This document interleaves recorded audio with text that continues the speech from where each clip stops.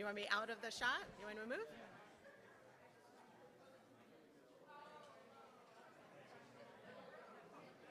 We'll Photoshop you out. It's no big deal.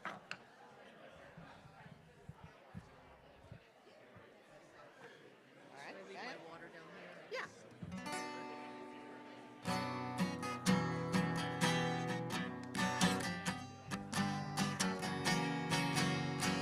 הנה מה טוב ומה נעים שברכים גם יחד.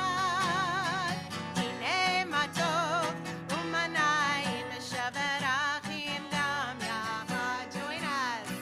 הנה מה טוב ומה נעים שברכים גם יחד.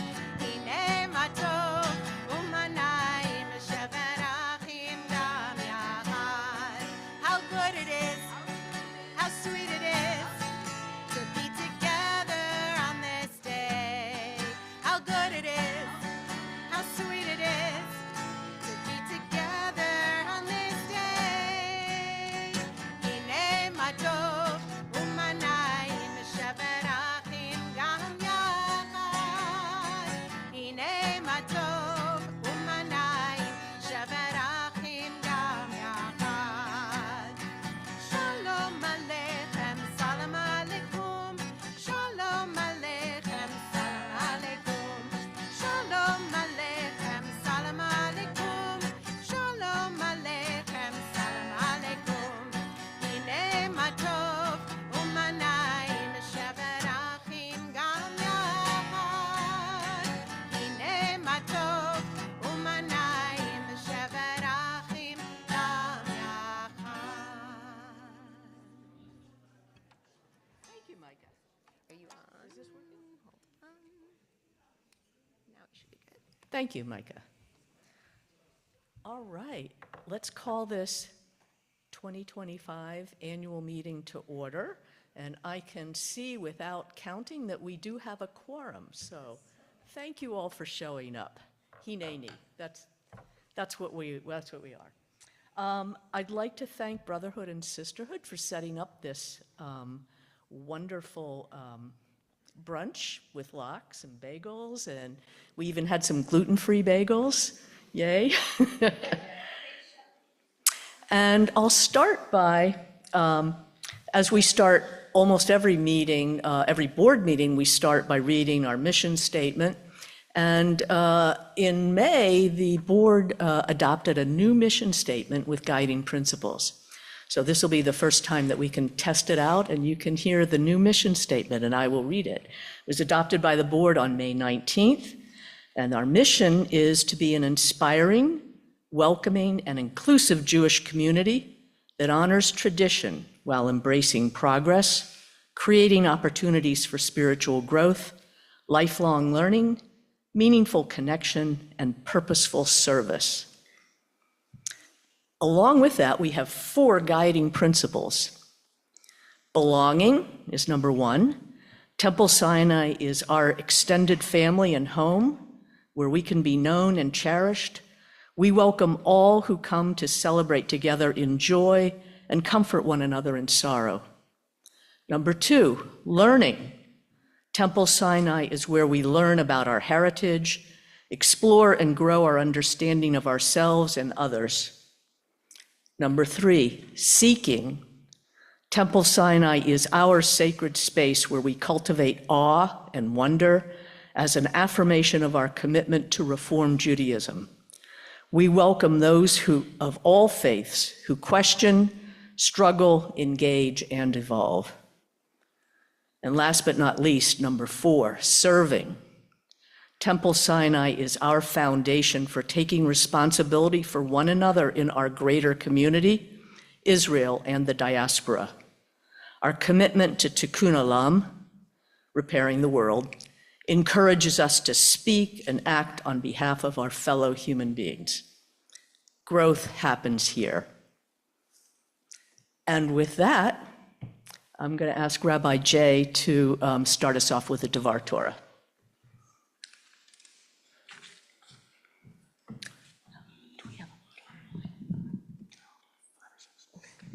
Good morning. weird not to say Shabbat Shalom. Anybody else done that already this morning? Wished someone Shabbat Shalom when they got here? Yeah, just me? Okay.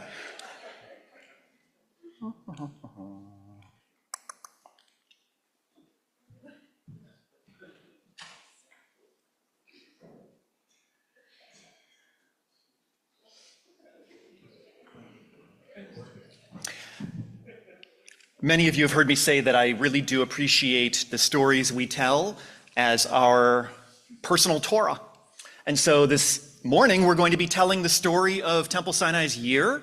And as you experience information and reminiscences that you are happy to receive, that'll be like learning a little Torah this morning. And so let's begin with a little blessing together. If you know the words, join me.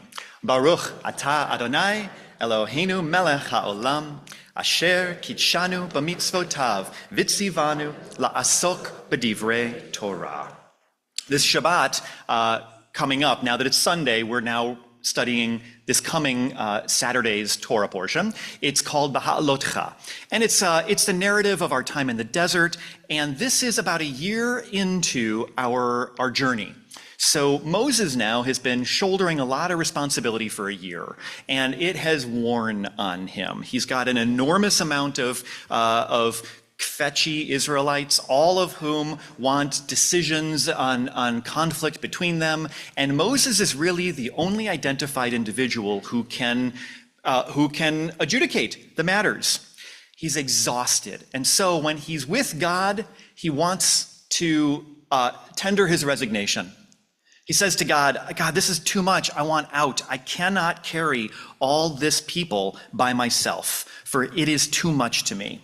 So God's response is that he wants Moses to go and gather the 70 elders of the Israelite people. And God promises that he's going to distribute some of the spirit of prophecy out over the 70 elders, so that the Israelites can approach one of them if there's an issue and can get the answers without all of them having to burden Moses. It's something of a pyramid with lower level courts leading up to, I guess, Moses being the Supreme Court. Maybe we should make God the Supreme Court, but you get the idea. So this is the model and the suggestion, but what happens is that, so here, Moses hears God say, I will come give that spirit to everybody. Where are we? There we go. And now, something interesting happens. There are two of the elders whose names are Eldad and Medad, and they did not join the other 68 elders at the tent of meeting.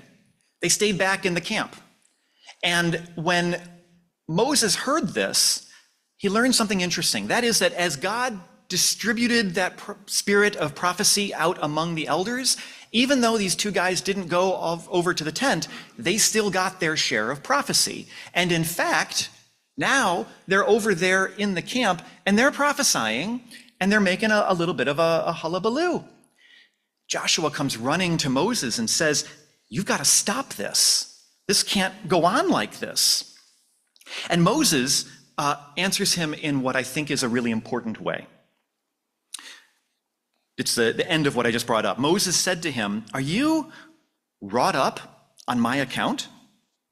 Would that all of God's people were prophets, that Adonai put the divine spirit upon them. Moses is not challenged by some renegade prophets in the town. His reaction is exactly the opposite. How wonderful. How wonderful that they've got the ability to do this and that they're doing it.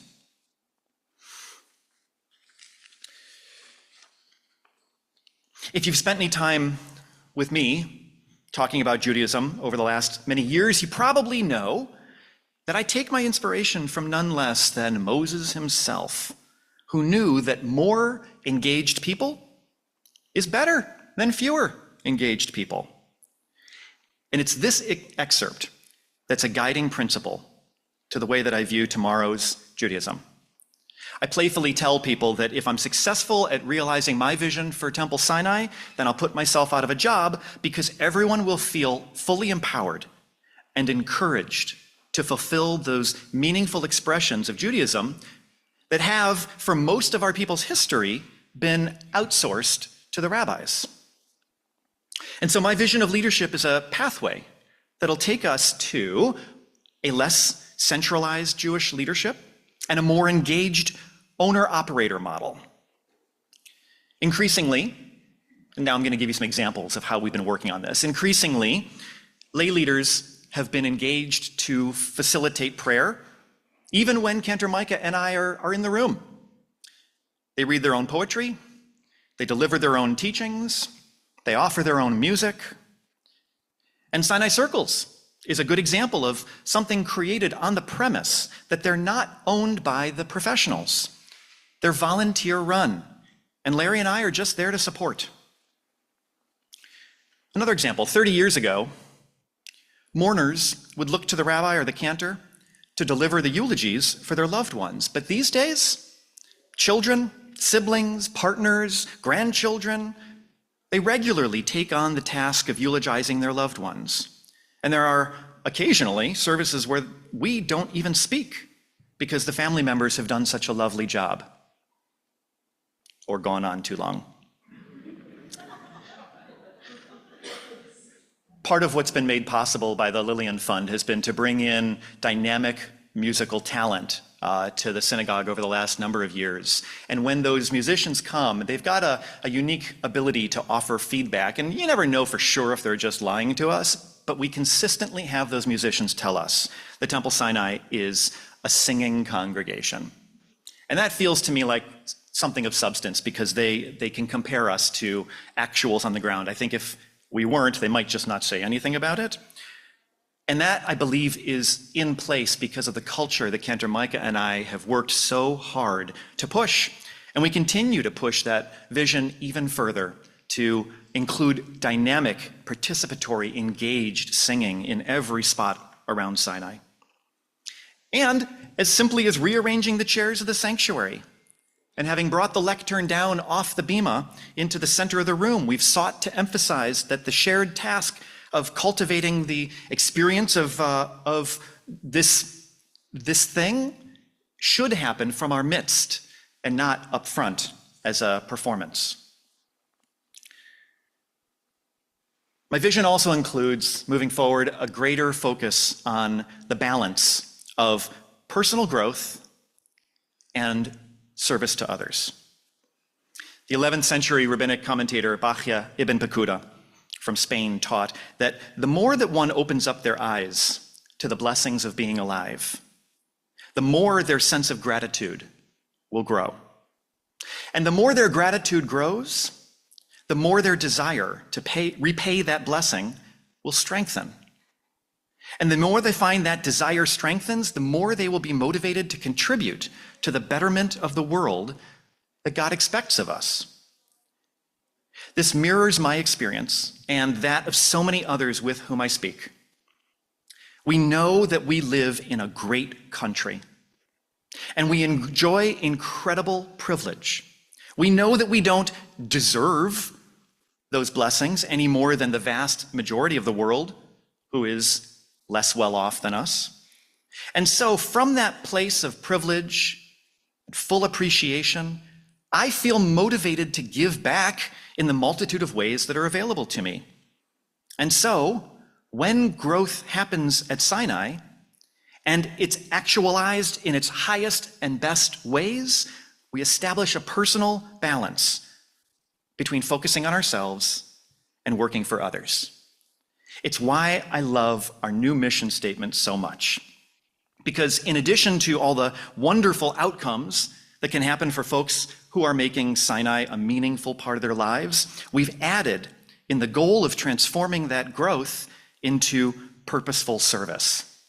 Did that thing move and grow a little bit? You know how long that took me?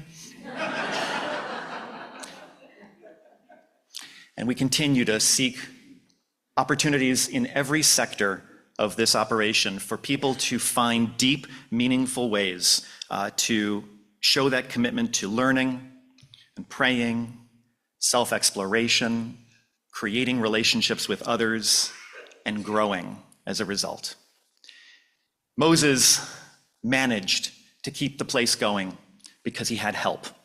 And the only way that my coworkers and I can make this place as great as it is because the Spirit of the divine has settled on all of us, all of you, and you know that you're an integral part of making Sinai into something amazing.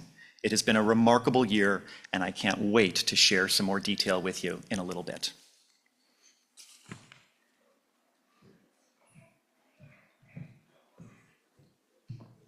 Thank you, Rabbi, for your Devar Torah and for continuing to inspire us. Our first order of business for today is the approval of the minutes from the 2024 meeting. So I know it's a long time to remember. And I hope everyone noticed that this year we dispensed with the physical mailing out of all the materials. Everything was online and we kept sending you the links. So you should have had ample time to read all the materials, including last year's minutes. So I'm just going to call for just a raise of hands. If everyone approves the minutes from last year, please raise your hand. And online we have, I think, 5, 6, whatever. Looks like that's unanimous. So the minutes from last year's meeting are approved. So at last year's annual meeting, I let Rabbi Jay and all the staff and everyone else give their reports first. By the time it got to me, there was really nothing left to say.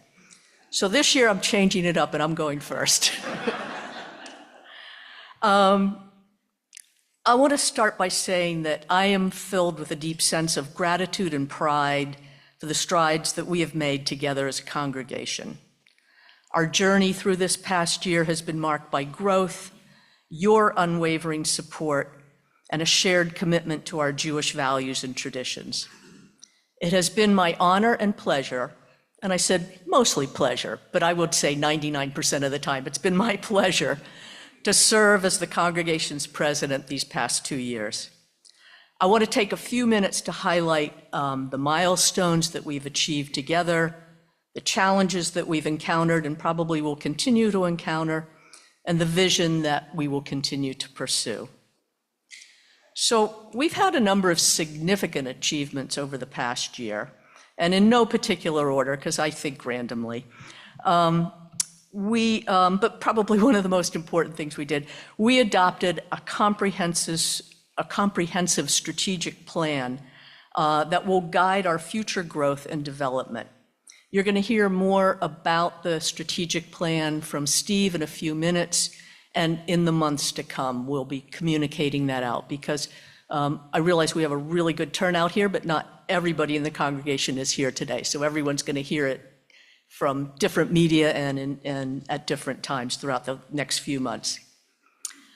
Another important milestone, we completed a year-long comprehensive study and analysis of our office processes and workflow, and we began to implement some of those recommendations for greater office efficiency and a balance in the workload. And they're not here today, both Myrna Sessa and Sharon Goldstein, because Sharon's daughter's bridal shower is in a few hours. But I want to give a shout out and a big thanks to both of them for this huge project, which provided valuable data, and it provided insights that went into our strategic planning process. Scaling down to more mundane things, we adopted and implemented a gift acceptance and funds policy, which we had not had formalized before. And it's going to ensure responsible acceptance and stewardship of major donations. We have improved our volunteer leadership training and onboarding programs, particularly for the board, and that's to empower our congregational leaders, and we will continue to improve that. We launched very recently an enhanced marketing initiative for the ECEC, that's our Early Childhood Education Center, which still has a handful of remaining spaces, as well as room to expand the program. We have updated and enhanced our technology and communications plan, thanks to David Fisher. And we've included, if you haven't noticed, the creation of a new Facebook page. We've revamped the weekly email blast. If you don't know where to find the Facebook page, talk to David or me or a few of us afterwards, and we'll be sure to send you an invite to that new Facebook page. Importantly, over the last year, our development committee, under the leadership of Mark Friedman, has planted the seeds for a major fundraising campaign to address some critical infrastructure needs. And you'll be hearing more about that in the months to come as well. We initiated a search for an executive director, which we had approved more than a year ago to initiate the search. And we started that a few months ago. That will be a new role that will support our growing needs for professional management.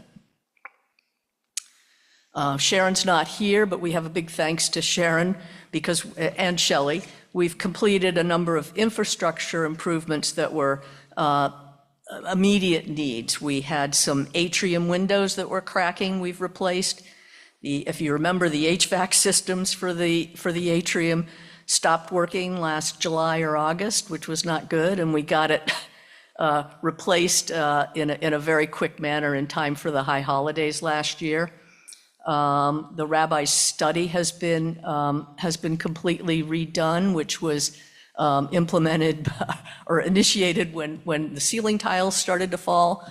And so as things cascade, we had to really tear that apart and rebuild it. And the caretaker's apartment, which is upstairs, Max, who you know, lives on site, which has been the case for a while, and that apartment hadn't been touched in literally decades.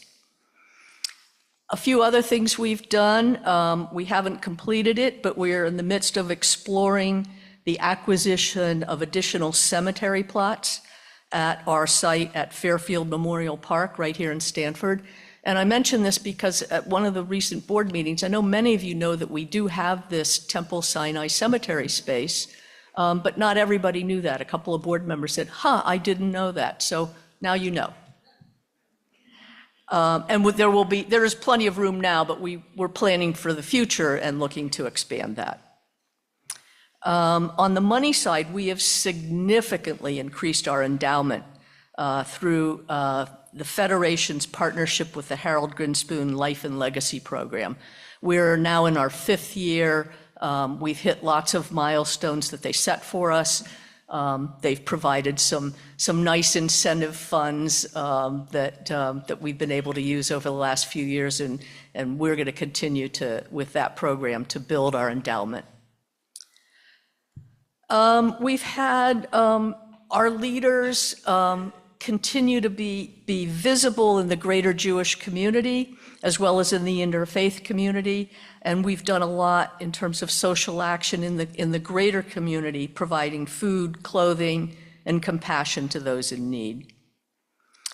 I only have a few more things on this list, and we'll keep going. But we've had a lot of accomplishments. We have, every year, as in the past few years, we've applied for Homeland Security and other security grants to enhance our security infrastructure. And it's important to note that at this time, those grants, you can only use it for infrastructure. We can't get grants to pay for the additional personnel we need for security guards and the like. But we're hoping that will change in the future. We have started to formalize and are well on our way a volunteer recruitment and management program. And we were talking the other day, Steve and Rabbi and I said, it's really funny, in my parents' generation, volunteering and caring and taking meals and things like that, it just happened organically. Things are different these days, and we need to put a little bit of organization and structure around that to facilitate and make that happen. We do a great job here, but I think we can do an even better job. And I hope that that will help with this organization.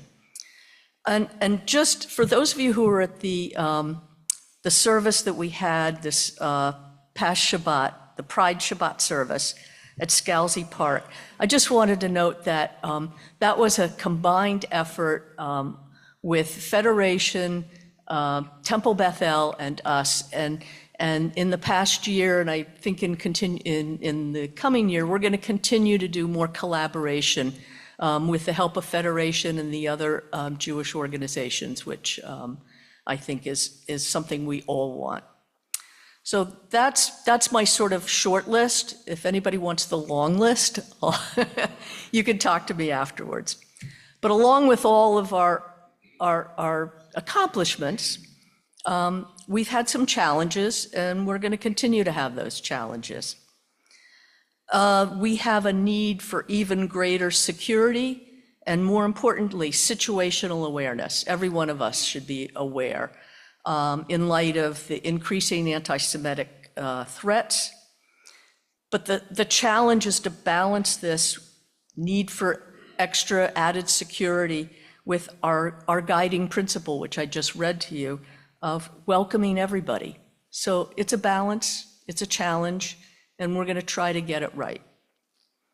As I mentioned before, we are starting an executive director search, and we need and have had a need for some time for more professional management, to have greater efficiency in our operations, as well as standardizing and formalizing our workflow and office procedures.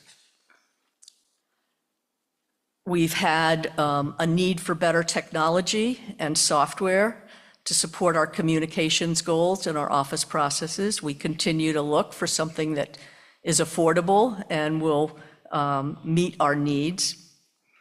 And as many of you can see when you walk in, we do have a need for major capital improvements and modernization and updates to our building.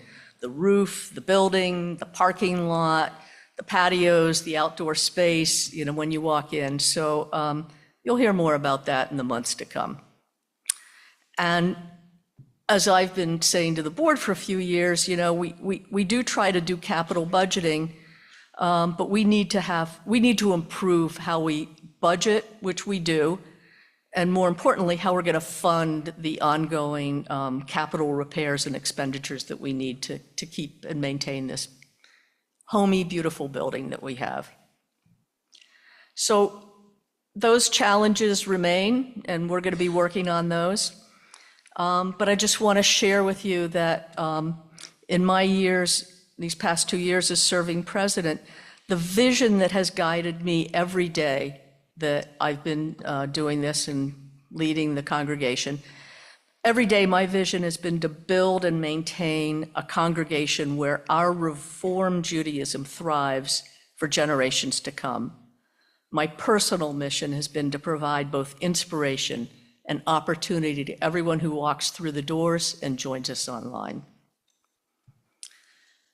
So in conclusion, and looking ahead, our board is committed to ensuring that Temple Sinai remains a vibrant and sustainable Reform Jewish congregation. Our plans for the coming year include continued investment in infrastructure, expansion of our programming and educational offerings, and the development of new initiatives that will further our mission. I'm confident that with careful planning and collective effort, we will continue to thrive and grow as a congregation. And as we close another year in the 71-year history of Temple Sinai, I'm celebrating the achievements of the past year and hope you'll join me and look forward to the challenges and opportunities that lie ahead. I want to give a big thanks to all the volunteers and the board who've helped with our collective, and the congregation, with our collective strength, our resilience, and our unwavering commitment to our values have defined us in this past year, and they will continue to guide us into the future. So thank you all for your continued support, your love, your dedication, and your participation in making Temple Sinai a place of opportunity and inspiration. Together, we will continue to build a congregation that embodies the spirit of belonging, learning, seeking, and serving. I thank you. I thank you all.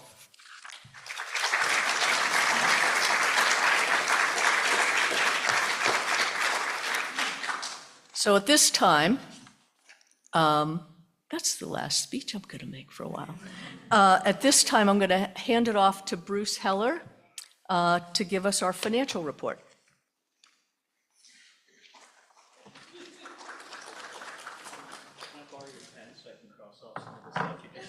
Sure, sure. That's what happened to me last year. Right? First of all, thank you, Susan, and it's been a pleasure to work under you and to learn from you. Good morning, everybody. It's good to see the newer congregants and some congregants that have been here much, much longer than I have. Before I start, I want to thank the staff and the VPs who helped to run the place, but also formulate the budget that I worked on this year. And then the new finance committee, which Susan started, she's a member of, as well as Arlene and Mike Stone and David Rubin to help look at the budget and look at our finances.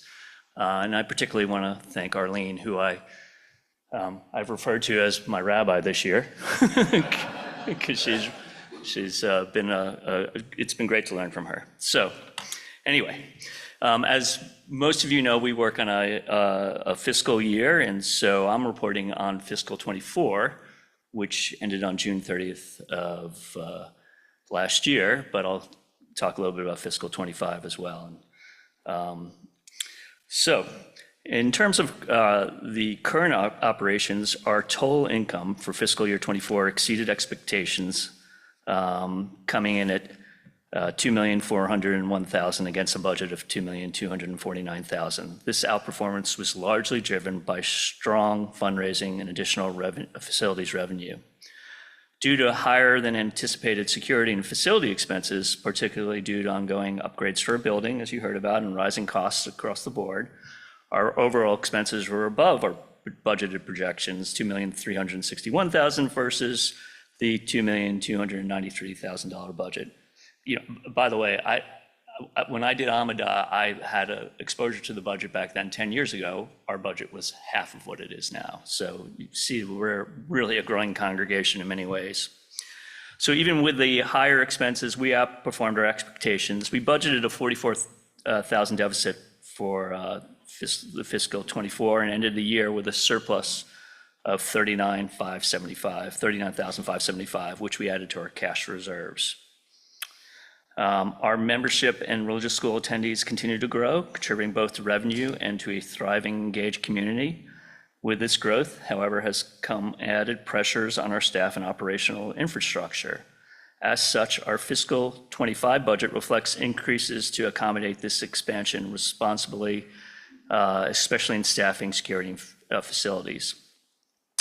We've seen some growth this year with our early childhood education. We have 6 new children than we had last year, and we expect to grow that further. And this is an important program to the temple, both spiritually and financially, of course. In regards to our cash management and investments, we maintain our funds across multiple financial institutions to maximize safety and yield. Our primary checking account is held at Bankwell, with a secondary account at Bank of America, ensuring no single institution holds more than the FDIC insured limit of $250,000. With higher interest rates these past few years, we've continued to roll several laddered CDs in a fund a high yield money market account, allowing us to earn more on cash reserves while maintaining liquidity for unanticipated capital needs. Our long-term investments are professionally managed by Lexington Wealth Management Investment, and performance in the calendar year 2024 yielded a net return of just above 7%. And although this year our funds were down about 4% at the end of the first quarter, they have bounced back somewhat with the markets over the past couple of months. Our investment committee meets regularly with Lexington to review strategy, rebalance where necessary, and ensure our investments remain aligned with Temple Sinai's long-term financial goals. We are fairly conservative with our investments and do not expect to quite experience the highs and lows of the overall markets. Included in this year's report is a snapshot of our restricted and designated funds as of March 31st, 2025. These funds are invested in a combination of cash, CDs, and long-term portfolios. Highlights include our pooled investment accounts are $2.2 million net of transfers. Our endowment funds are just over $1 million. Our non-endowment restricted funds are just over $350,000. Our board designated reserves currently are $559,000, and the combination of total restricted and designated funds approximately $1.8 million at the end of the third quarter of this year. While this represents a healthy position, it is important to note that these funds often carry restrictions and cannot be used for general operations, and we will continue to monitor these carefully. Additionally, Arlene and Mike Stone reviewed our various funds this year, and they consolidated some of our funds where there were overlapping purposes, and they updated our funds handbook. The board voted on and approved these changes, and so you'll see some $0 balances on the funds report for those funds that have been closed out. So despite our solid financial footing, we remain mindful of the capital needs associated with our aging facility. From HVAC to roof repairs to evolving safety and technology needs, we anticipate capital outlays in the near future. Planning for these experiences will be a priority in the coming year. You've heard about our development committee led by Mark. He oversees the annual campaign, the gala, and designated asks, and it's become a very effective organization that was meeting monthly. We're now meeting every other week. And you've heard about our Harold Grinspan Life and Legacy program. So under Mike's leadership, we have secured more than 62 legacy gift commitments, totaling an estimated $2.5 million. To date, $820,000 has already been received and added to our endowment. These efforts are helping secure our future for the next generation. In closing, it remains a privilege to serve on the Board of Trustees. Temple Sinai is not just financially strong, it is vibrant, growing, and inspiring.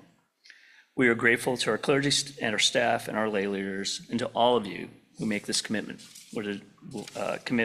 community what it is. Sorry. I welcome your questions, and I'm always available for further conversation. Thank you. I'll leave your pen here.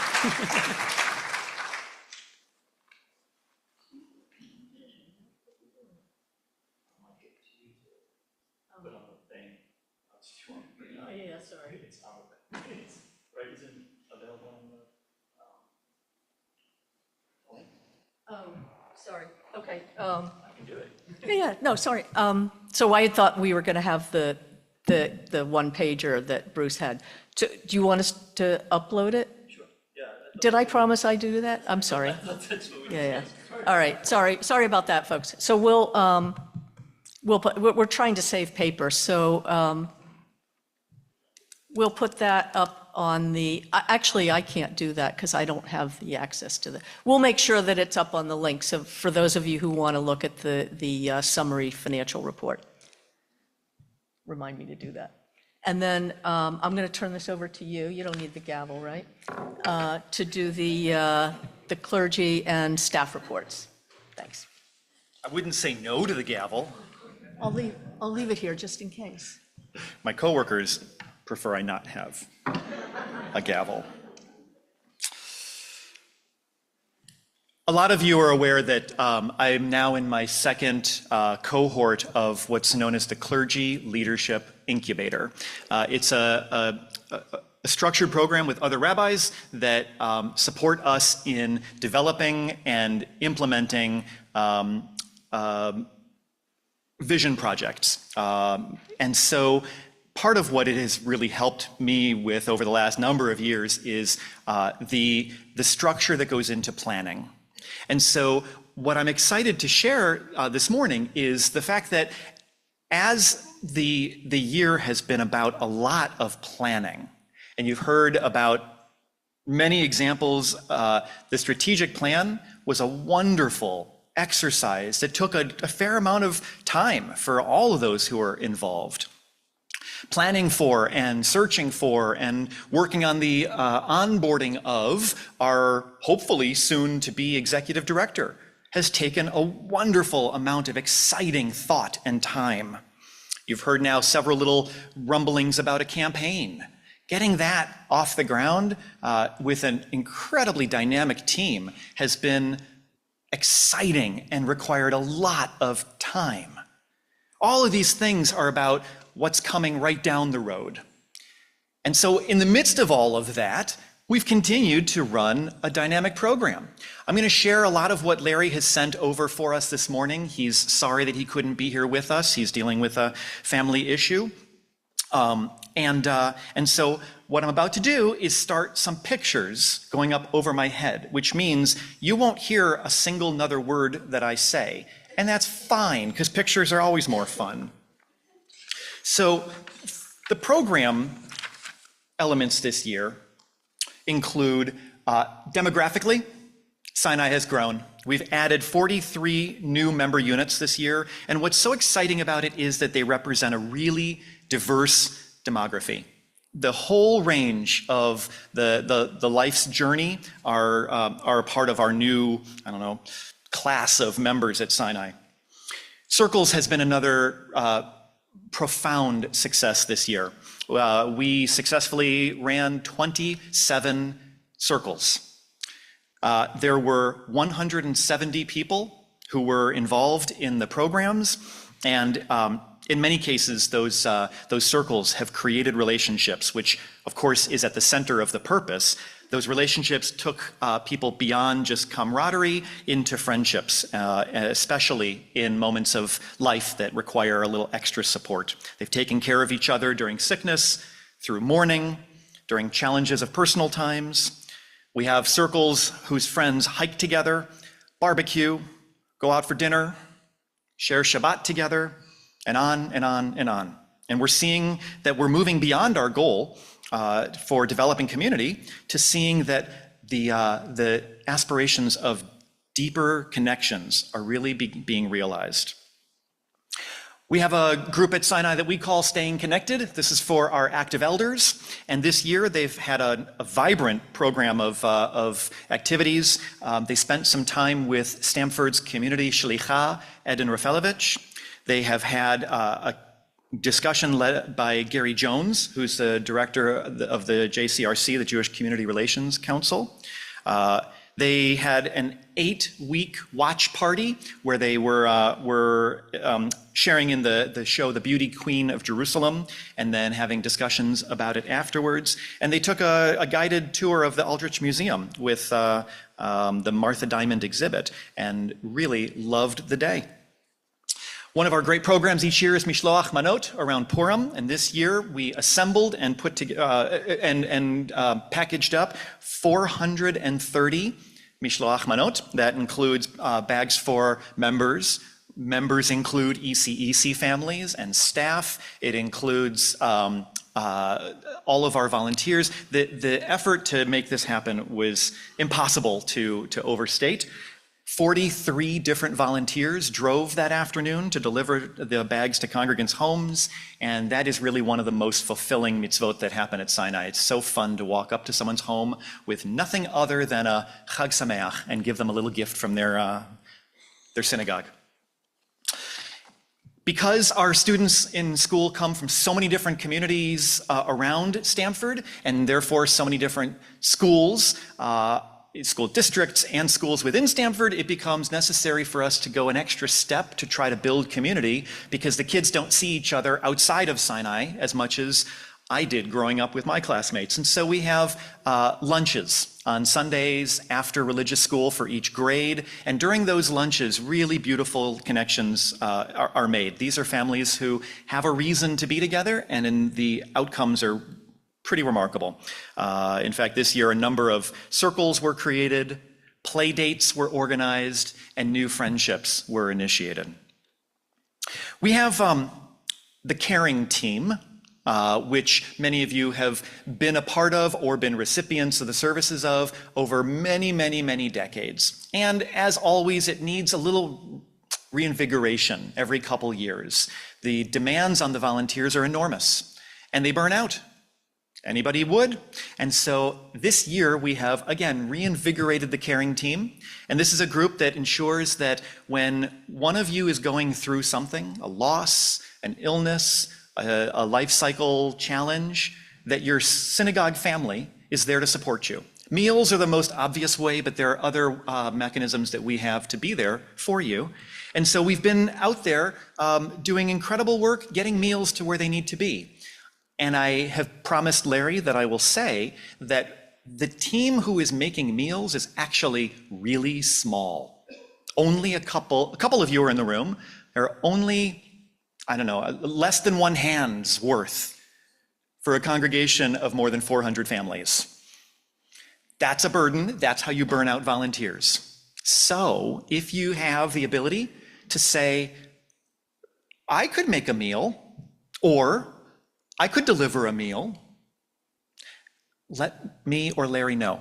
We really do need you. We really will use you. We also have put together a new program called Bikur Cholim, which means visiting the sick.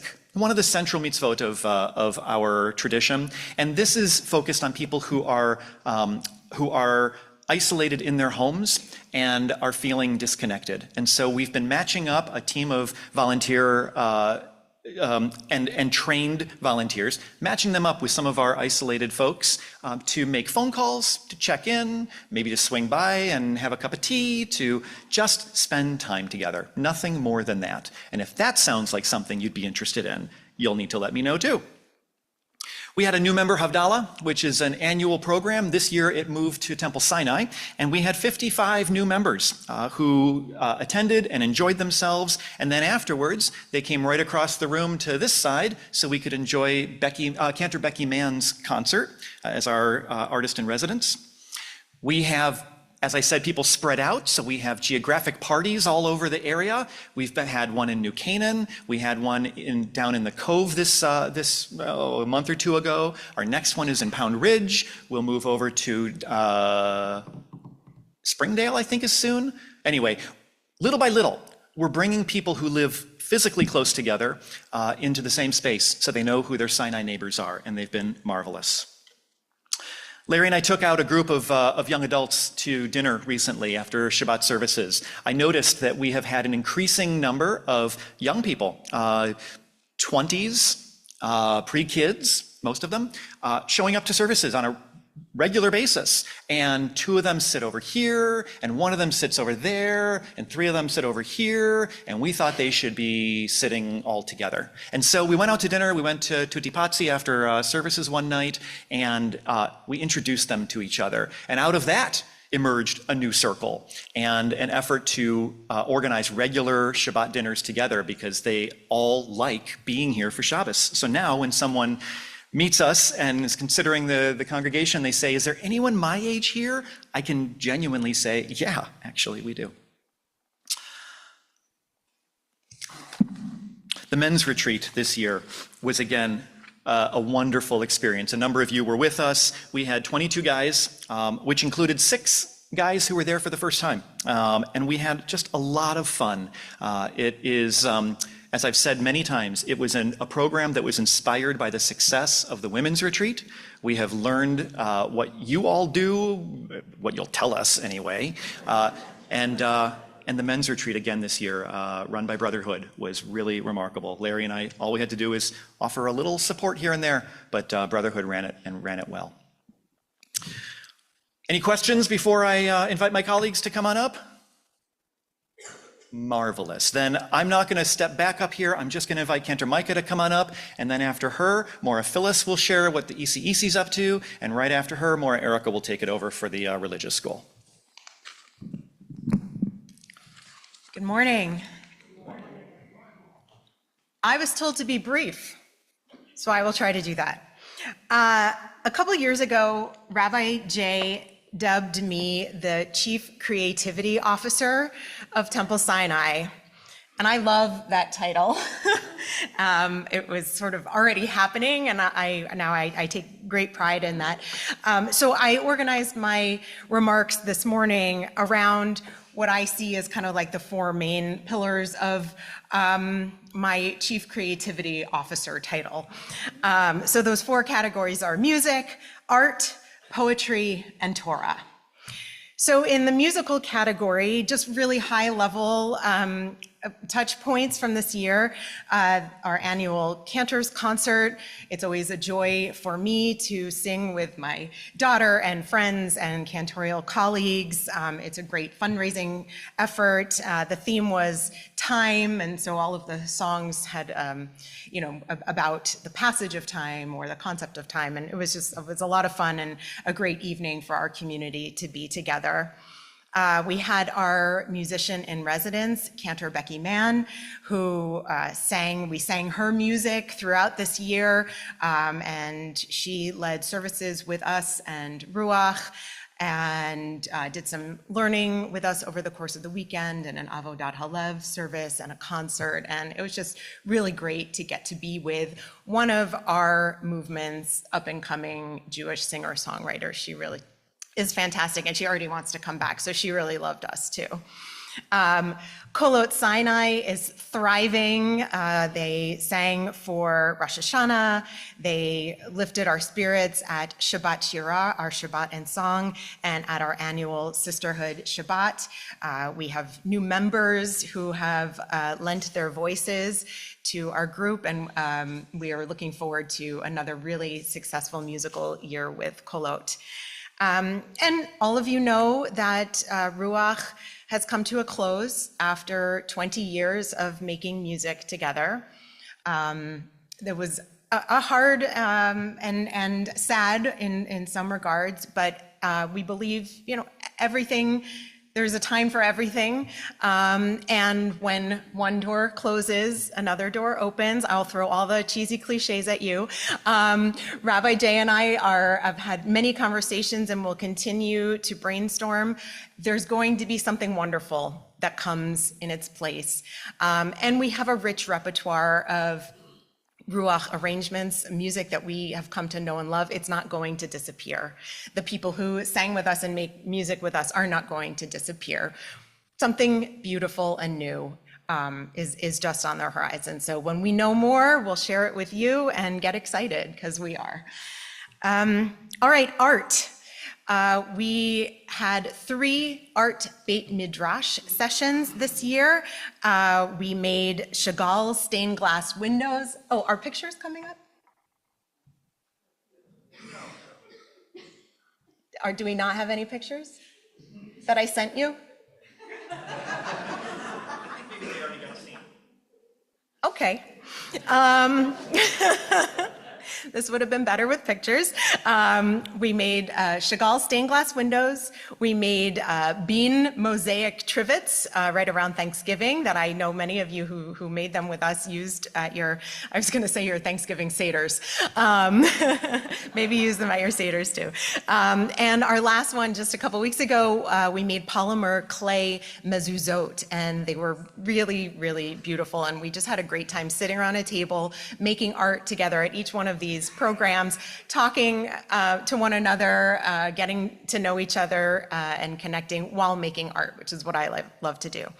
Our regular Wednesday evening Zentangle continues throughout this year, and we had a half-day Zentangle retreat. We had 22 of us making Zentangle sneakers. It was so much fun, and you may see some of us walking around in our Zentangle sneakers, so made by our own hands. And the most exciting art project that happened this year was our guest artist in residence, Audrey Markoff, who is a mosaic artist, and I hope that you all got to meet her and interact with her as you made your mosaic leaves, which will then become part of a 16 square foot mosaic that she is assembling for us, all with leaves that we have made together as a community. It's going to go in our chapel, and she'll have it ready for us by Rosh Hashanah. So stay tuned and get ready to be completely awed and amazed.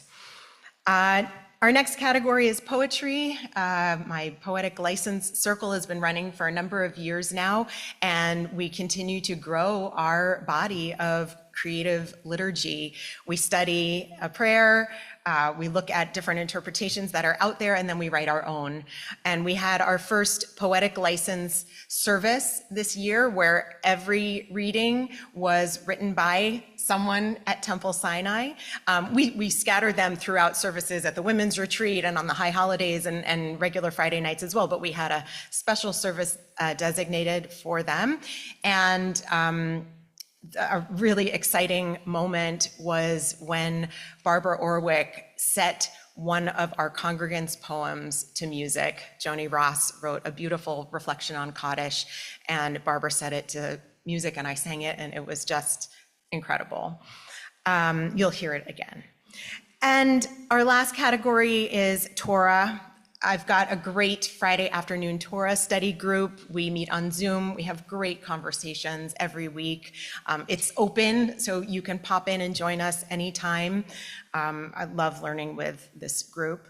And thanks to Maura Erica and our B'nai Mitzvah faculty, our B'nai Mitzvah students are getting to higher and higher levels of accomplishment. I have more students learning how to interpret the cantillation for Torah and sometimes even Haftarah, which is something I never used to get to with kids. And that's really been fun to see these kids take ownership of this part of our tradition and ritual. It's just beautiful to behold. So they're gaining more and more skills, learning more liturgy, mastering more when they come up to lead services at their B'nai Mitzvah. And finally, I'll end with our adult B'nai Mitzvah class. We have 12 incredible adults who have studied with myself and Rabbi Jay all year long.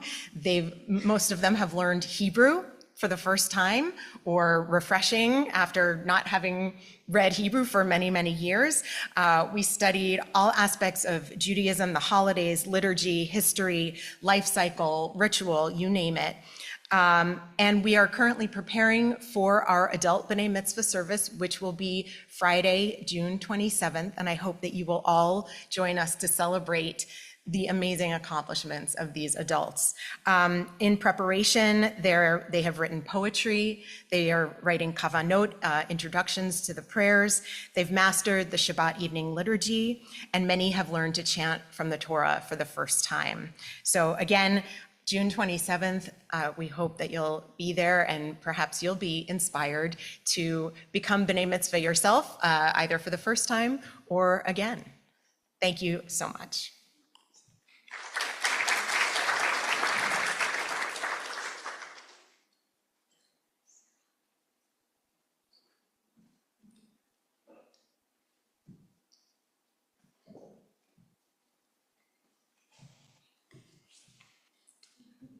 Hi, my name is Phyllis Lyons, and I am the director of the Early Childhood Education Center at Temple Sinai, the ECEC.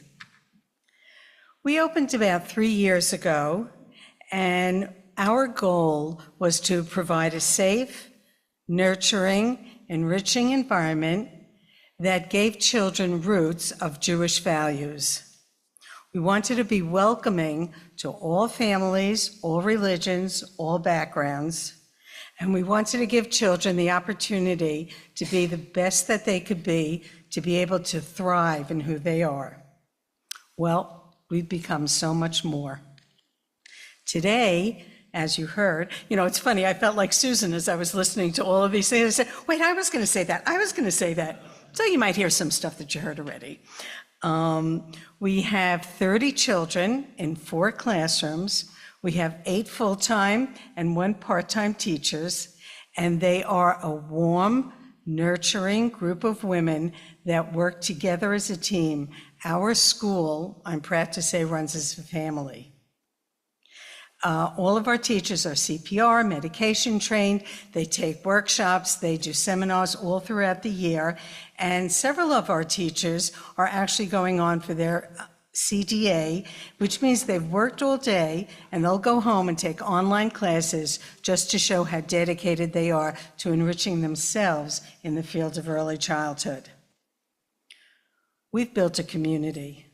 As Rabbi Jay was talking about, he sees so many of the families here going on the outside. We have basically new families.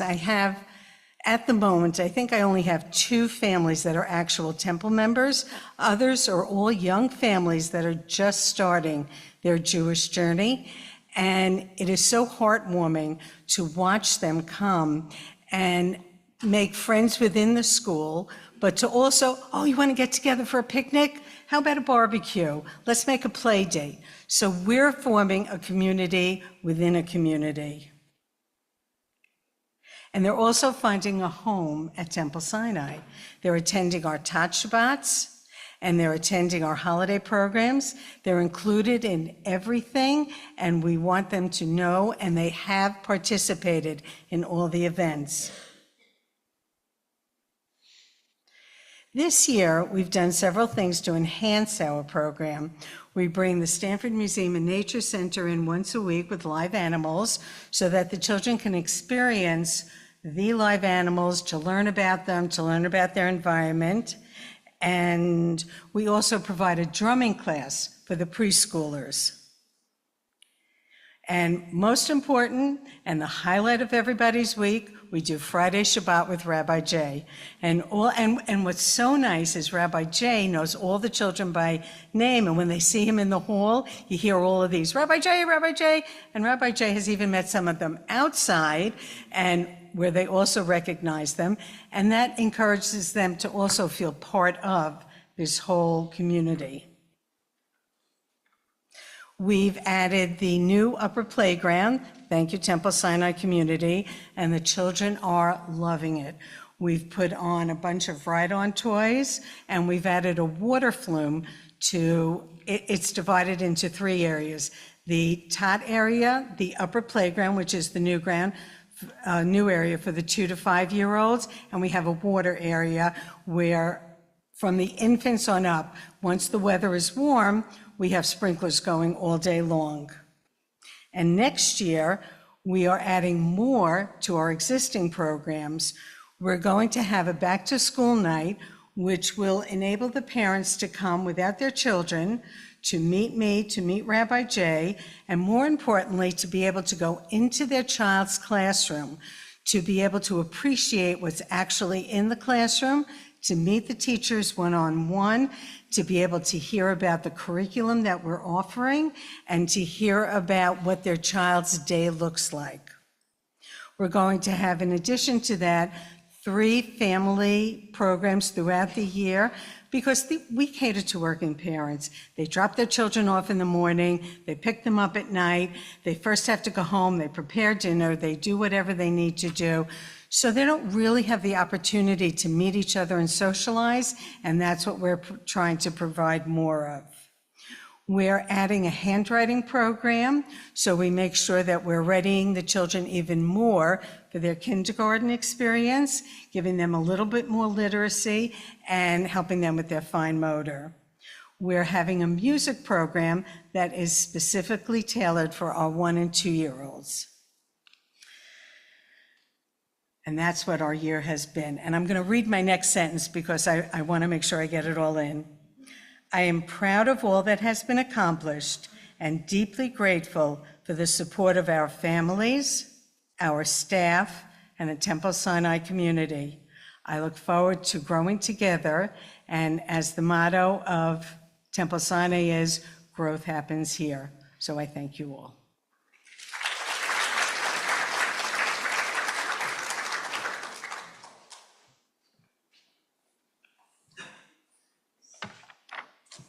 I do. I like to be in control just a little bit. Good morning, everyone. Boker Tov. Thank you for being here. I requested to present following more of Phyllis because what I want to share with you is a little bit of what I consider and look at as the trajectory of a Temple Sinai child. And what's so beautiful in these last few years is that I can now say to a family who has a child in our ECEC, this is their path with us at Temple Sinai. It doesn't just start at our pre-K as part of our religious school, but we now have this other level. So I wanted to make sure that I could follow off of Maura Phyllis, and we do in fact have students of hers in our pre-K and looking forward to joining us. So I am Erica Santiago. Most of you know me. I've been here just a few years, and I am our religious school and youth director.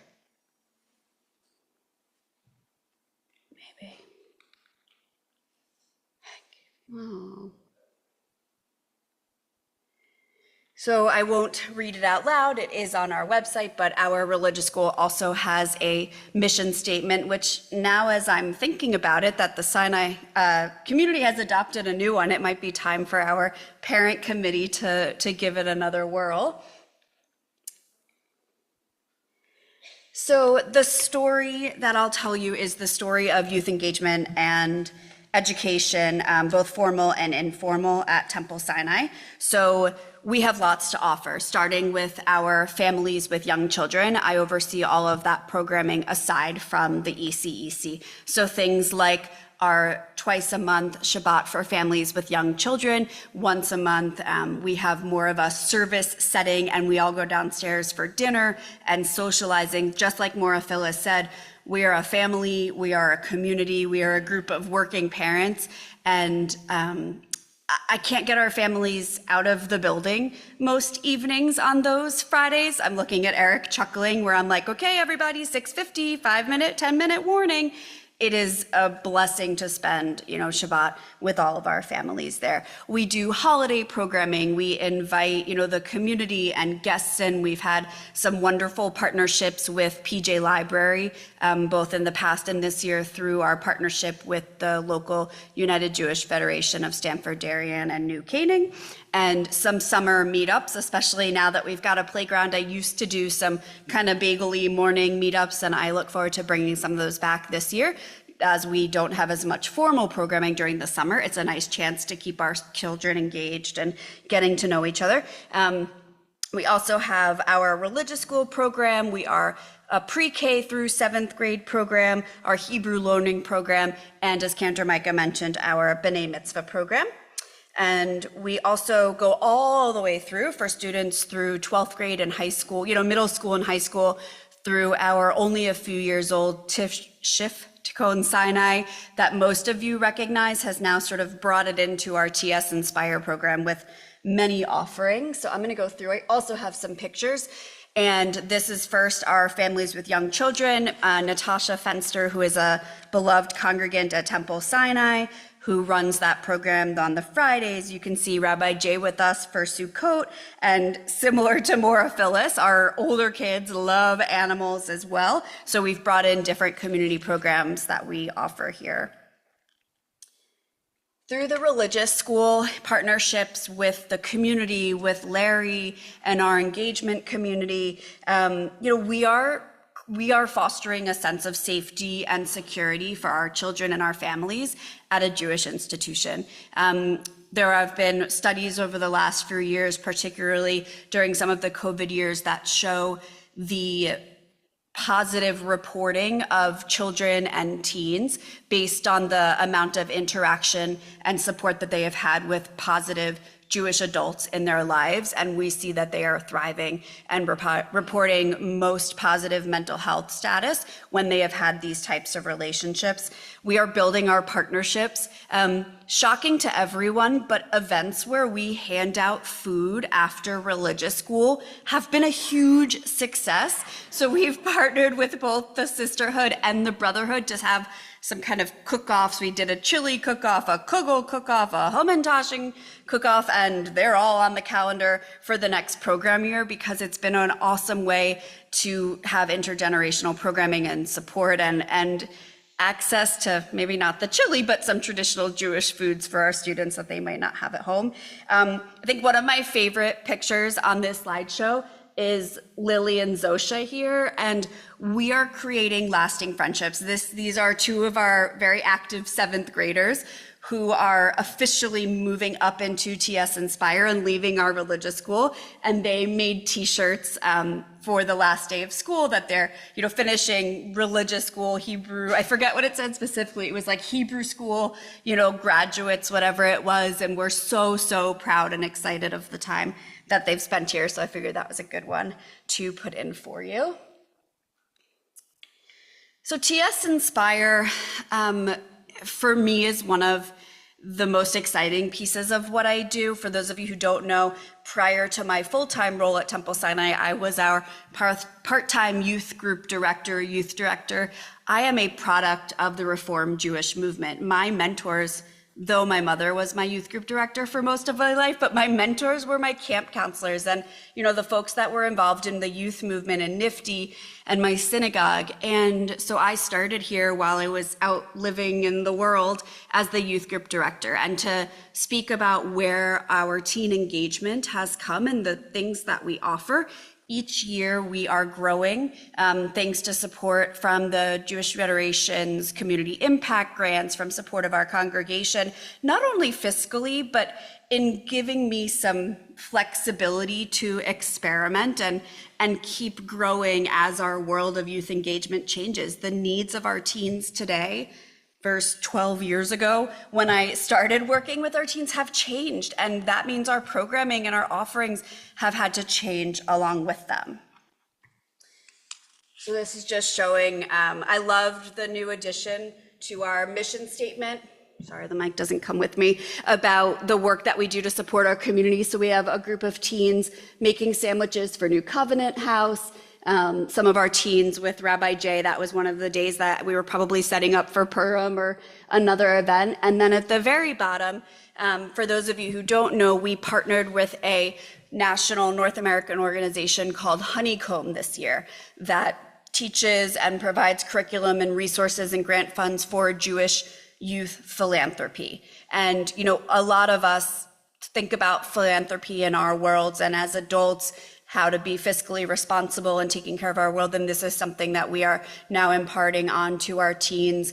And we hosted a luncheon with staff from Honeycomb, as well as some of you sitting in this room who are philanthropically minded to keep educating and moving them forward. Any questions? I kept it short and sweet. Thank you for being here.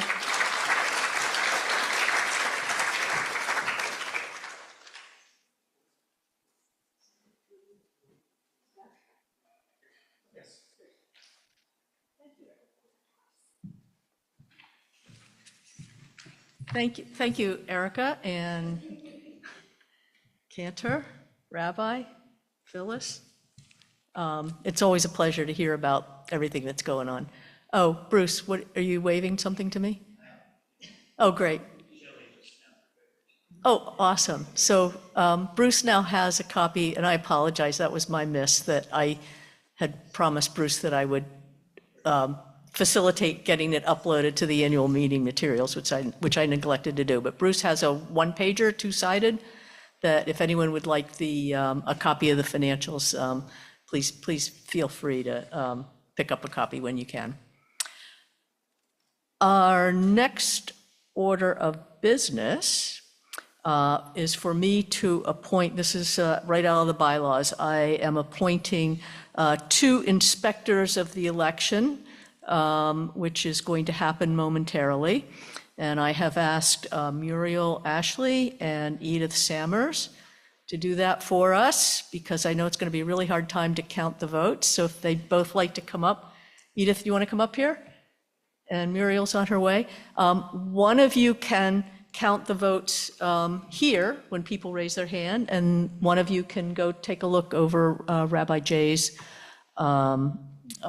shoulder for the online votes. Muriel, do you want to go do that?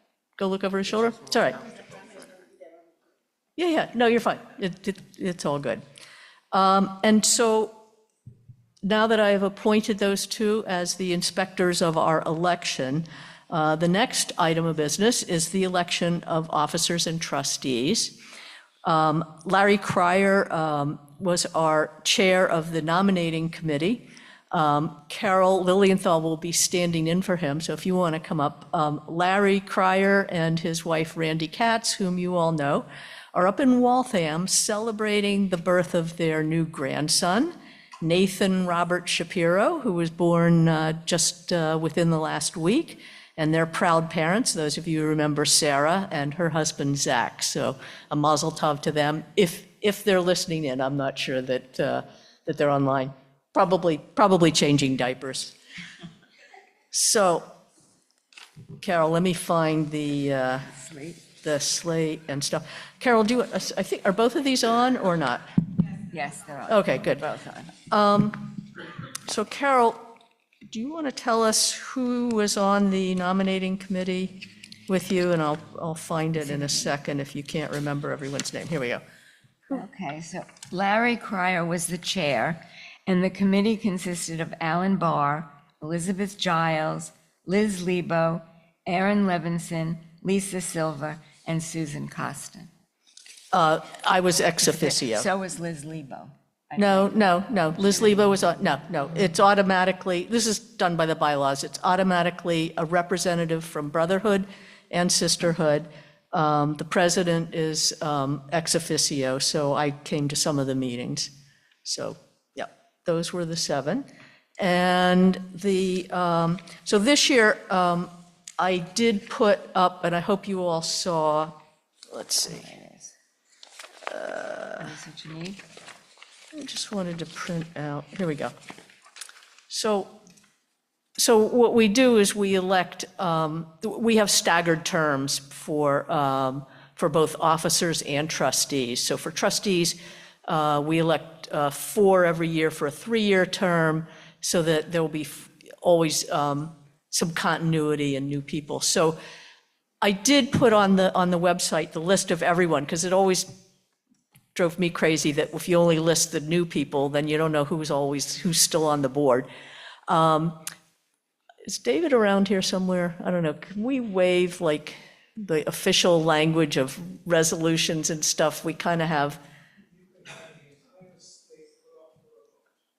Okay. All right. Why don't we do that? So Carol, could you read the entire slate for us, and then we'll just vote on that. And David's going to do his magic when he writes the minutes and make it sound official. I'm sorry, was there a question before we start? It's 1 vote per person for the voting. For the quorum, it's 1 per family. But we have our quorum, and the voting is 1 per person. Are we going to vote each? No, what you're going to do, I'll David? read the whole slate. No, David said we could, yes, so here's the whole slate. It's here. Okay, so officers, for their term ending 2026. Well, wait, No. well, you want to start with president? Oh, I'm sorry. Okay. Yeah. President Steve Zales, term ending 2027. Immediate past president Susan Costin, term ending 2027. And officers, terms ending 2026 is David Fisher, Bruce Heller, and Lisa Silver. Terms ending 2027, Susan Brown, Mark Friedman, Wendy Lewis, and Alan Paul. The trustees, terms ending 2026, Elizabeth Giles, Aaron Levinson, Beth Levick, and Michelle Porras. Terms ending 2027, Miles Block, Robin Himmelstein, Barbara Kassman, and Allison Lear. Terms ending 2028, Eric Goldman, Mike Heller, Ellen Jacobson, and Merit Slewinski. Brotherhood representative appointed by Brotherhood, term ending 2026, is Mike Kadish, and Sisterhood representative appointed by Sisterhood, term ending 2026, is Liz Lebo. Awesome, thank you. And next year's chair for the nominating committee will be? Me, Carol. Carol Lilienthal. Thank you for stepping up for that. So I guess now is the time our electors are ready. So all in favor of adopting this slate, please raise your hand. Wow. And online we have? It takes another minute. So far unanimous. So far unanimous. Unanimous. Any opposed? Any abstentions? If not, Congratulations. congratulations. Okay. Thank you, thank you. Yes, George? That's no longer, and it's been quite a few years. So it used to be, and I think we left it out of the bylaws because we didn't have a president of the youth group. It was similar to the sisterhoods and brotherhoods. It was an automatic, and that hasn't been for at least, I would say, 5 years maybe, and I can't speak for much longer than that. So before I hand this wonderful gavel over to Steve, I want to thank everyone in the congregation for all your support and your love. I want to thank everyone on the board who worked really hard, and your support and dedication. And we have 4 people who are leaving the board this year. And I believe that, I'm not sure if everyone, I know that at least 2 are not here. But first, I have a little something for each of them, for who is here. And I think they're over here. There we go. So in this box is a mug that I hope you all enjoy, and it is inscribed with Hineni. And thank you for being here and for stepping up. So first, I want to thank Moira C. Is Moira still here? There you go.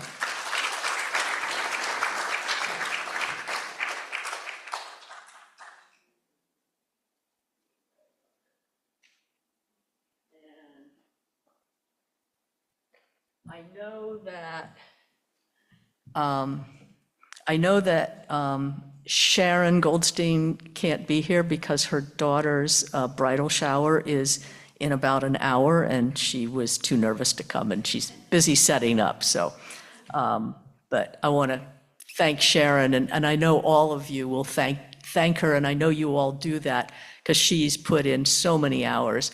And I hear many of you thanking her for that, and I just want to publicly thank her as well for all the love and dedication she's put into this place. So I will, oh, we're clapping for her, okay, yes. I don't know if I saw, is Marion Freed here? No, I didn't see her this morning either. Marion's been really terrific in leading the Christmas dinner that we do, and a lot of behind the scenes with the sandwich making and social action projects. She's just an invaluable asset and treasure for our congregation, and we're going to miss her on the board, but I know she'll be around, and she will be still doing all the good work and service that we've added explicitly into our mission statement, and that Rabbi Jay and I, that we love. So thank you to Marion. And the last person, is Adam Tur here? I don't think I saw him either. Okay. Adam has been the Brotherhood representative for on the board for at least 3 or 4 years, I believe. And he's stepping off, and Mike Kadish is going to step back in. But Adam's been a loyal member, always offering his thoughts and comments, and keeping us informed of everything that's going on with Brotherhood, and taking back everything that's happening on the board back to the Brotherhood, so that they're all informed. So we have a thank you and a shout out to Adam Tur for his service for the last 3 years. So now it is my great pleasure to hand over this gavel that was given to me that says Temple Sinai President's Gavel 2008. I don't know who was president. Gloria, do you remember who was president in 2008? I don't know, it was before you. Merrill? Was it Merrill? Okay, so this must have been Merrill's. They didn't put her name on it, and I guess that was smart because they didn't have to buy a new gavel every year. And, and we get to hand it over. And so, Steve, I don't have an official gift for you other than my thanks for stepping up, saying hineni, and continuing on, and thanking you for everything that you've done and will continue to do. So welcome, Steve.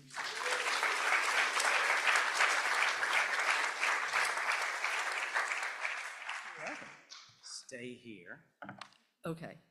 Okay. Oh, do I have to do something before I just No. say a few words? No, go ahead. Okay. Go ahead. Yeah, All that's right. fine. Can I do that? Yes, of Okay. course you can. That's Yes. very exciting. Yes. Good morning, Temple Sinai. Good morning. I want to hear something bigger than that. All right, that's great.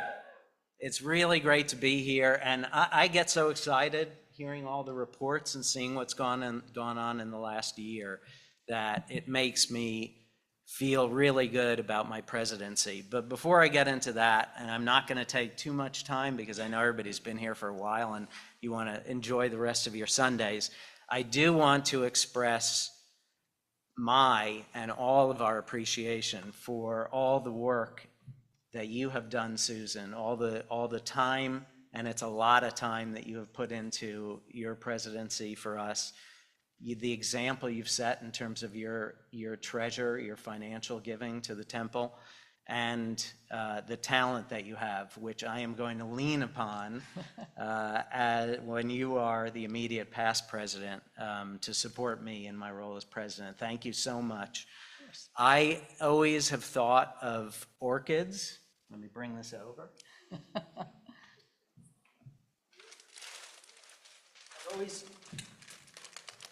I could probably yell and it wouldn't matter except for the people on the Zoom. I've always thought of orchids as representing strength and grace and light. And this I want to give you as a small gift, a small symbol of the strength and grace and light that you've brought to Temple Sinai for many years, but especially in the last couple of years as president. We truly appreciate everything that you've done, the strength that you've further developed in Temple Sinai. Thank you very much for all of your work. So is this one of those things where I'm supposed to go like this?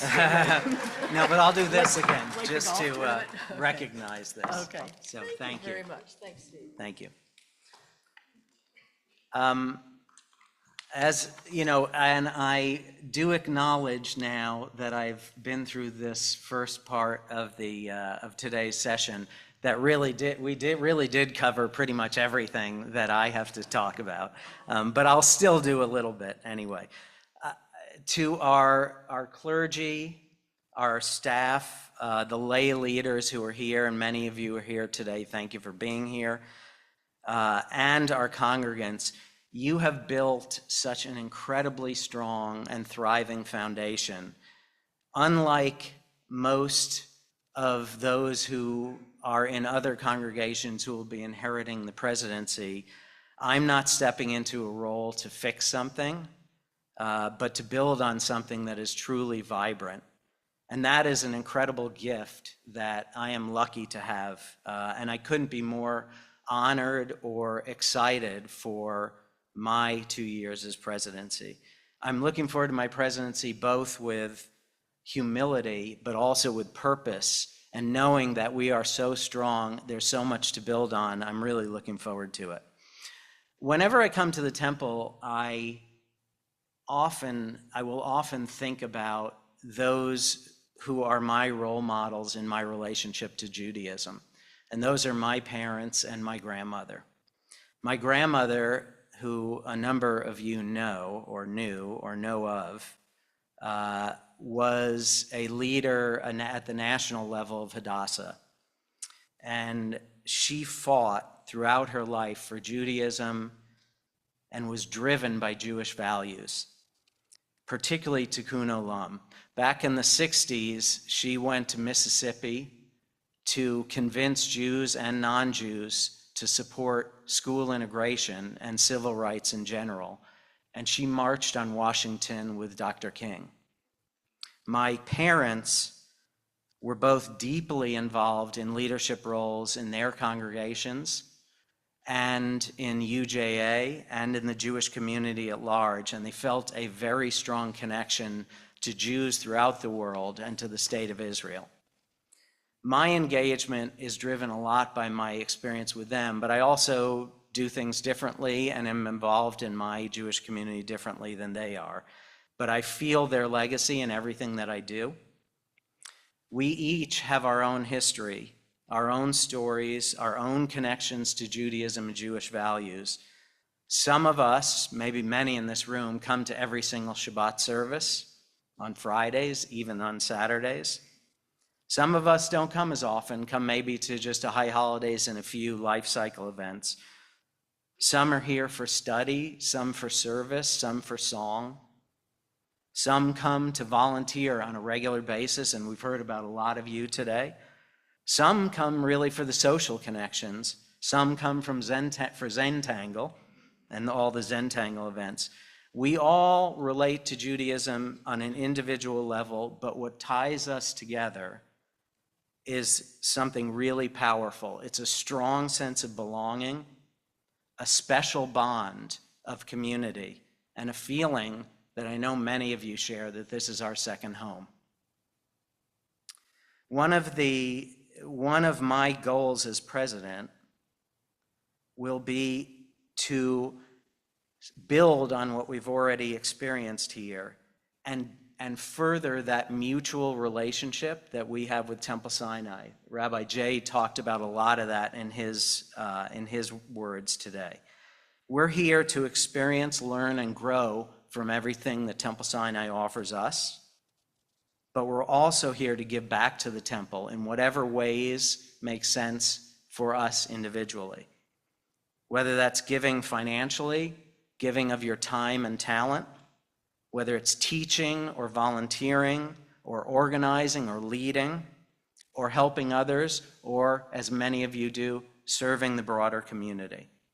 In doing so, you support everybody else in this community and in the communities beyond us. And it's this sacred reciprocity that has built Temple Sinai to where it is today over the last 71 years.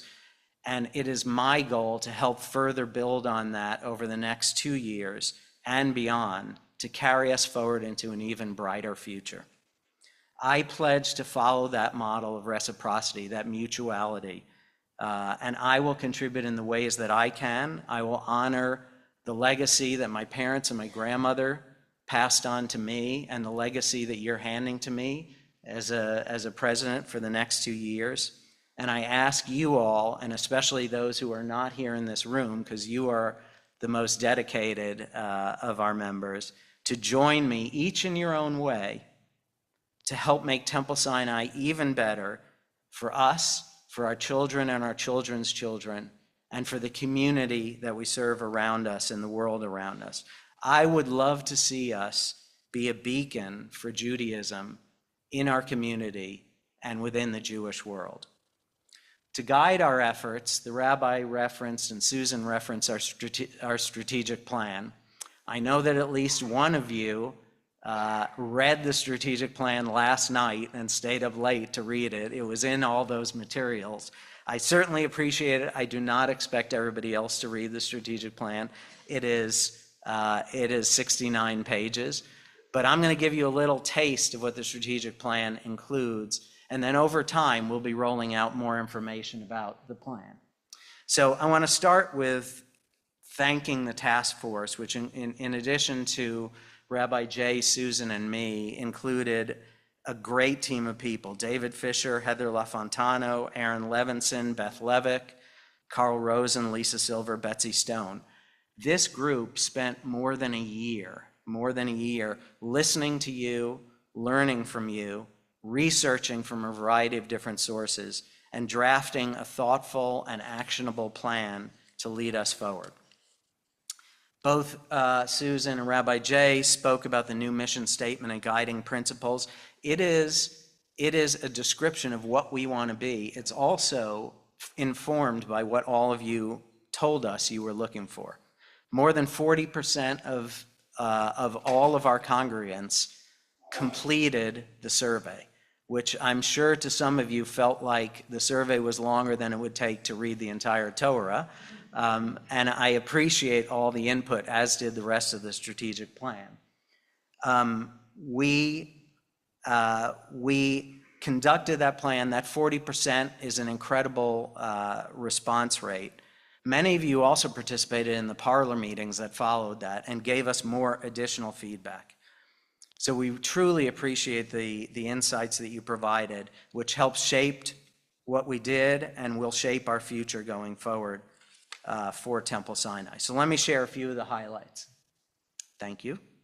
Temple Sinai is thriving. We talked about what the growth has been in the last year, but over the course of the last 10 years, our congregation has grown by 25%, which is an exceptional number, given, as you probably all know, that religious affiliation and Reformed Jewish affiliation has been declining over the decades pretty much everywhere else. So we're very unique in that regard. We also have satisfaction levels that are very high. In fact, that on the most commonly used satisfaction survey methodology, which we included in the survey, we rate excellent, which is the highest rating you can get. You told us what you love most, and the three things that you told us you love most: high holiday services, circles, and volunteering activity. And we also asked you to identify the single most important thing that keeps you a member of Temple Sinai. And the three things that ranked highest were our clergy and staff, no surprise, services, and our community, also no surprise there. But we know we're not perfect, and we're already starting to work on many of the things you told us we needed to improve. We talked about some of those. I'm not going to list them again. There are a lot of activities that we're working on to make sure that those things we're less perfect at, we will continue to do as effectively as possible. So there are a lot of initiatives introduced in the strategic plan. All of them fall under three primary objectives. Number one, to deliver on that mission statement and the guiding principles that have been referenced earlier. Second is not only to continue to increase engagement overall, but to focus on constituent groups within our temple that may be somewhat less engaged than others. And third is to strengthen our operational and financial foundation. So there are a lot of initiatives in there. We will reveal what they are over time. You've heard about some of the activity that already is connected to the initiatives that we're introducing, but I'm just going to focus on four of the most important ones. First of all, hiring an executive director. As Rabbi Jay said, we may be getting close to doing so, and that executive director will help us deliver the service that everybody's looking for, and even here, in an even better way, and will also allow our clergy to do the things that you love the most from them, to focus on spiritual, pastoral, and educational activity. We're going to launch a fundraising campaign tied to the 75th anniversary, and it's going to be focused on four things primarily: upgrading our facilities, beautifying the building and the surroundings, optimizing our programming and services for you, and establishing a strategic endowment, a stronger endowment for the future of Temple Sinai. The third is developing structured programs focused on engagement, and we heard about volunteering. That's going to be a major initiative for us going forward. And fourth, as we heard from Phyllis, who's Maura Phyllis, we are going to continue to build on the strengths and the accomplishments of the Early Childhood Education Center, because it's both a source of prospective congregants and a significant financial contributor to our operating budget. So my goal is really nothing more than building on the strengths of this incredible community, our congregants, our clergy, and our staff, so that together we can fulfill this mission statement and our collective ambitions for what Temple Sinai means to all of us and what we mean to the broader Jewish community. So I ask you, as we go along, don't be shy. I may not have to say that to too many people, but don't be shy. Tell me what's working. I like hearing good stuff, but also tell me what's not working. Tell me what we can do better. It's interesting because at Friday's Pride service, I heard two very different themes or sentiments related to that idea. A couple of people came up to me and said, I am not complaining for the next 2 years, which I think is really nice, but I would encourage you to do some complaining. One person came up to me and said, jokingly, I hope, just do everything I tell you to do. And I think that's fair. I'll be listening. I'll be listening. But thank you so much, as others have said, for your ongoing commitment to Temple Sinai, for your partnership with me as I try to do my best over the next 2 years. And thank you very much for the sacred responsibility you've entrusted in me going forward. I really appreciate it. I know it's been a long morning. I hope you all have a fantastic Sunday, and I look forward to working with you.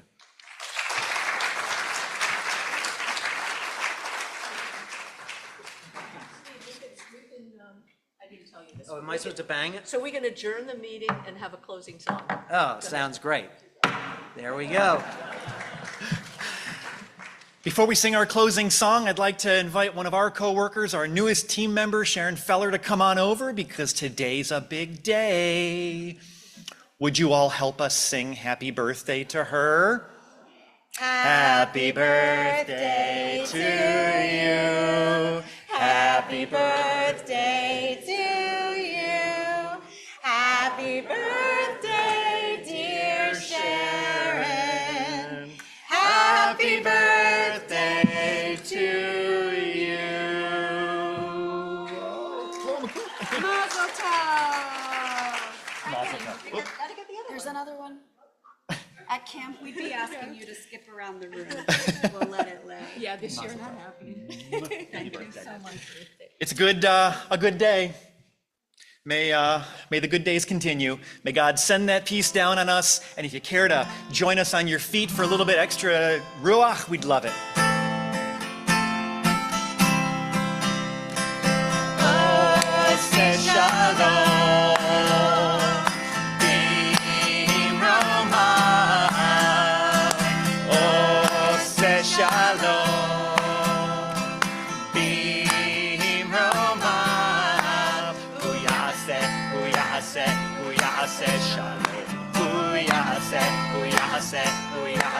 Shalom, hu yaseh shalom, hallelujah. 1, 2, 3, 4. May the one who makes peace bring peace down, bring peace down. May the one who makes peace bring peace down, bring peace down. May the one who makes peace bring peace down, bring peace down. May the one who makes peace bring peace down, bring peace down. Oh, say shalom.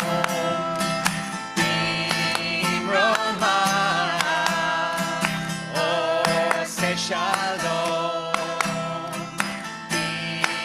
Biroma, hu yaseh shalom, hu yaseh shalom, hu yaseh shalom, hallelujah. 1, 2, 3, 4. May the one who makes peace bring peace down, bring peace down. May the one who makes peace bring down, bring peace down. May the one who makes peace bring peace down, bring peace down. May the one who makes peace bring peace down, bring peace down. Have a good day, everybody.